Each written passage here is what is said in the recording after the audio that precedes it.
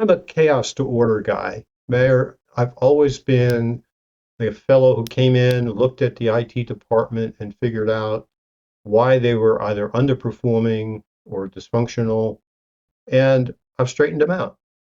Welcome back to the podcast. Today, I'm joined by Joseph Puglisi, a growth strategist and fractional CIO at 10Xnewco, a leading name in the management consulting space. At RevGenAI, we build AI automated outbound and thought leadership podcast systems for B2B founders, and this show is where we're spotlighting growth-minded leaders who are driving innovation in their industries. Today, we'll speak with Joe about how he's creating impact, scaling growth, and shaping the future of fractional CIO and growth strategy for mid-market B2B companies. Joe, it's great to have you. Great to be here, Mayor. Perfect. So, can you just share a little bit about how you got started with 10Xnewco and really what is inspiring you to focus on fractional CIO and growth strategy work, and like where did this all start? Like, can you share the journey and how you got here? Absolutely. Well, I started my interest in technology way back in high school, if you can believe it. I took a course in basic programming, and from the minute I was able to instruct that machine and it paid attention, I was hooked. I majored in technology, information systems, with a minor in marketing in college, went on to get my MBA. And throughout my 40-year career, I have been the head of technology for five or six different companies in a variety of industries. And throughout that time, I've learned a lot about technology and business and how it all fits together.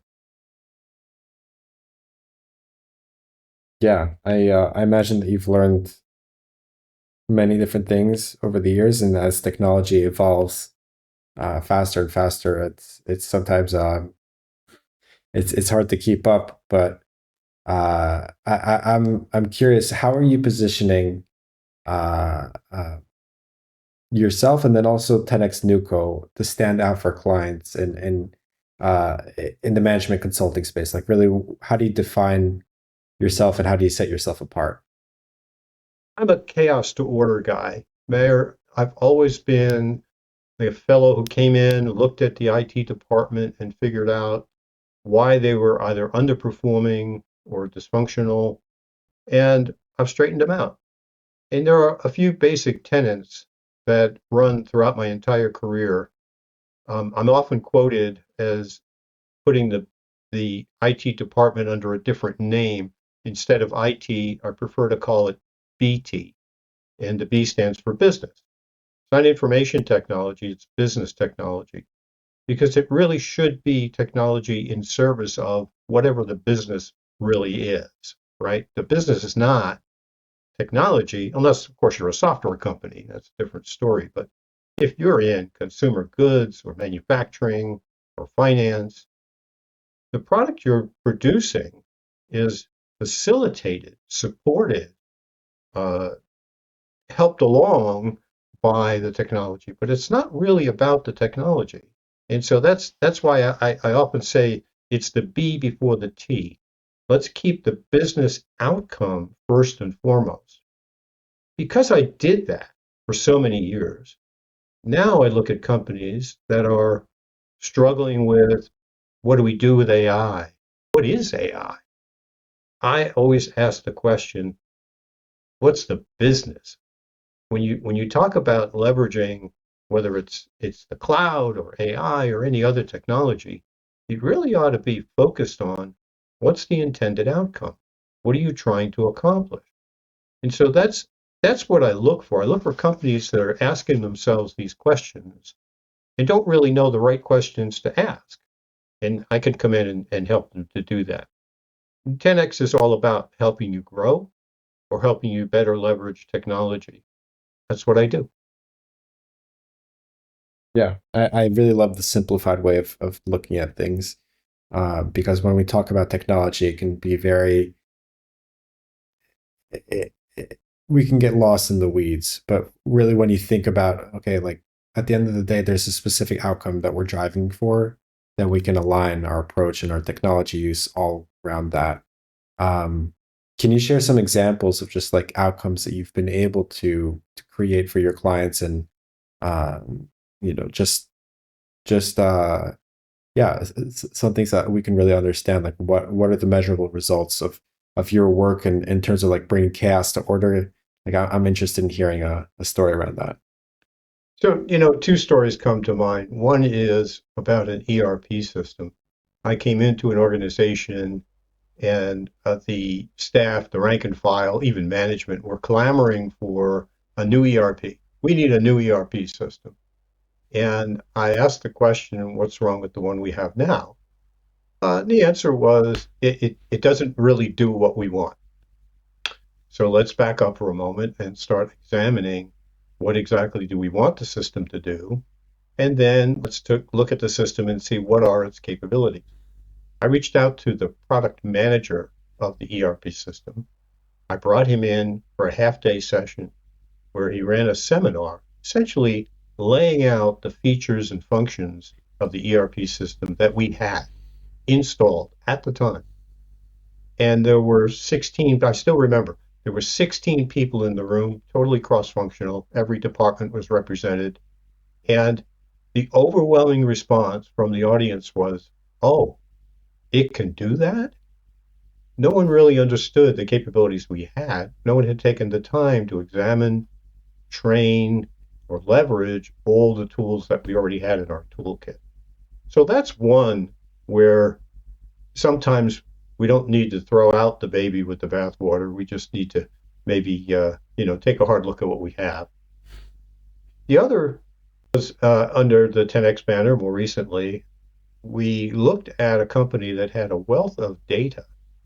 A lot of companies collect a lot of data and use very, very little of it in the service of their primary business.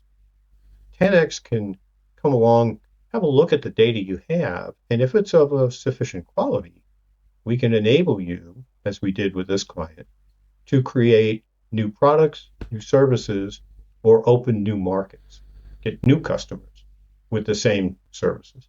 So those are just two examples that come to mind of the kind of work that I've done. I like those examples because again, sometimes sometimes we can think there's a big problem, but you know, the easiest solution to a problem is maybe there is no, like, there not being a problem at all. But for example, what you just shared about the ERP solution, sometimes you just need to take a closer look at the problem to really understand, oh, maybe there's a different way of thinking about a different solution. Um, I am curious because you're so involved in technology, and I know that it's shifted a lot, but things are shifting so quickly every single day now. Uh, what are some of the biggest shifts and trends you're seeing, for example, with AI and I know you've written about AI adoption. What are the things that are exciting you most and are really shifting how you're actually serving your clients? So AI is a very broad stroke term, and we have to look at the various aspects or elements within that umbrella. So there's generative AI and general AI tools like ChatGPT and Grok and Gemini. And those are kind of fun to work with. They can do research for you in a heartbeat. They can prepare documents for you. They can review documents, summarize, help you in meetings. Great assistance, if you will. Another area is agentics. And I'm acutely interested in agents because these are taking human tasks and automating them at scale. This is a real accelerant for a lot of companies if they can embrace the notion of agents. Uh, Robotics is another area that I sort of keep an eye on, and these humanoid robots like Neo really blow my mind. Loading and unloading the dishwasher. I mean, that's out there, right? But I go back to that basic premise. The more things change, the more they stay the same. What is the business objective of employing these technologies? And I always ground my research in what are we going to do with it as opposed to what is it or what ways might we be able to use it. It's outcome oriented, I think is the best way to say it. It's hard to keep up. Mayor, you're absolutely right. Things are moving with such an incredible rate. So I'm engaged in uh, a small partnership where we invest in startups. And so I learn about new ideas that are coming out. Sometimes they work, sometimes they don't. I stay very current in professional associations like SIM and Spark and others, where they have regular meetings or annual conferences, and I stay informed in that way. And I contribute. I'm a regular guest on a Friday podcast every week to talk about current events. So that's how I stay current, and that's what I think about what's going on now. It's all about AI, robotics, uh, and one day I think we'll be talking about these uh, supercomputers, uh, data centers in space, and whatnot. I don't think we can even predict what's going to happen a month from now. Less so the further out we look, things change so fast. And I really, again, I like the grounding perspective that you have of, well, let's focus on the outcome that we want, and everything will revolve around that. Like if you're focused on creating a favorable outcome, I think also in a broad sense that's more of what we need to focus on as a species in developing these technologies. But I don't want to get too much into that. I am curious from your experience, and I know that you've been in the industry for a long time now. What do you see is working best in terms of client acquisition, um, and and how you look at that portion of business, especially lately? Like if you're seeing any new strategies that work best with today's market. When you could be a name brand like a KPMG, and clients would come to you. There was a time when you could advertise in publications or online and find new clients. It's a tough market today. Consulting is a tough game, in part because AI has supplanted a lot of the grunt work that you would normally hire a consultant to do for you. If you're smart and you leverage some of the available tools, you can do a lot of the work yourself. So I find that referrals are probably the leading way in which smaller organizations like a 10X finds their clients. Once you do a good job for a client, they're very likely to either provide a testimonial for you or even refer you. The other way that we stay in front of potential clients is through speaking engagements and publications. As I said, I'm on a show every Friday.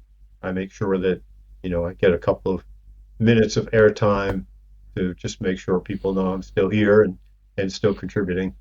So I think primarily it's referrals and staying in the public eye in front of various communities that leads to new engagements. Mm. Yeah, I think it's key to do a good job first.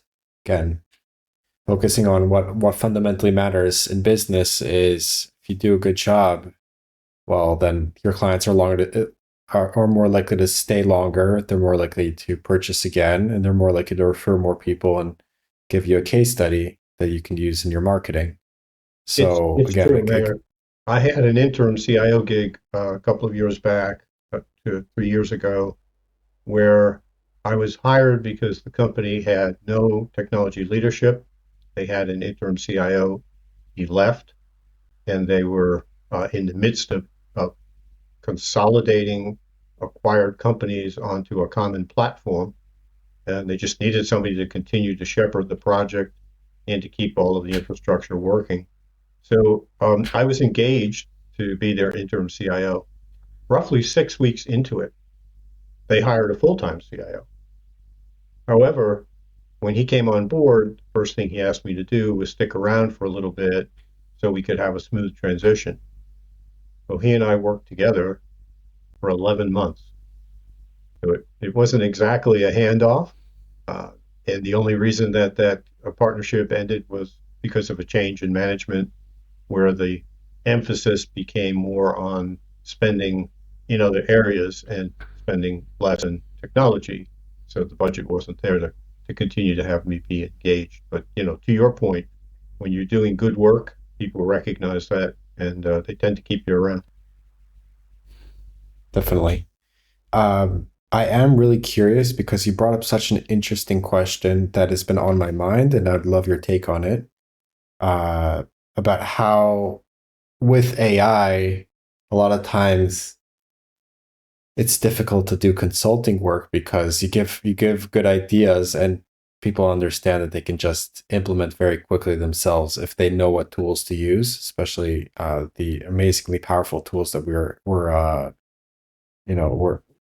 are being created every single day. What do you do to mitigate that? Like, how do you showcase your good ideas without giving away too much so that people can still have a reason to come to you? That's a great question. And knowing how much to give away and how much to keep close to the vest is really a challenge, particularly when you're competing and there are other people who are willing to give a little bit more away. There's some things that people have to understand, and that is it's not only the proposed solution. For example, one might say we could leverage Gemini or we could leverage Grok to perform a particular function. That's a great suggestion, and it may, in fact, be a good solution for a specific business problem. But what hasn't been discussed is the need for governance, the need for quality data, the need to avoid bias in the answers, the need to really understand what is the question we're trying to answer and how do we guide that tool into giving us a high quality, reliable, repeatable result. There's still a lot of work to be done beyond that initial ideation or suggestion about a solution. And when you make it clear that there are a lot of caveats to the proposal that you're handing over, it becomes clear to the potential customer that they don't only need your idea, but they need you. Hmm. I really like that answer, and that is just shows the sophistication, and it's a good approach to be able to mix both, showcasing your expertise when it comes to giving good ideas, but then also knowing where the pitfalls are, to where you've also been through the implementation cycle and also have this very focused approach when it comes to understanding the outcome and how to get there and not getting lost the way that it is easy to get lost in implementation these days. I am curious. I'd like to ask this question because it gets very creative answers. So, if you had a magic wand, what's one thing that you'd like to change, either in your own business or in 10Xnewco, to make your own growth easier? Like, what would be one thing that you would like to effectively be able to change tomorrow if you could? Understanding the true value of what a 10X or a Joe Puglisi can bring to the party. It's hard to demonstrate. It's hard to convince sometimes that we are what you need and we are worth what you might pay for us. In fact, we think we're worth more than you might pay for us. Finding that magic formula to get us over the hump, I think I'd like to have that. That would be cool.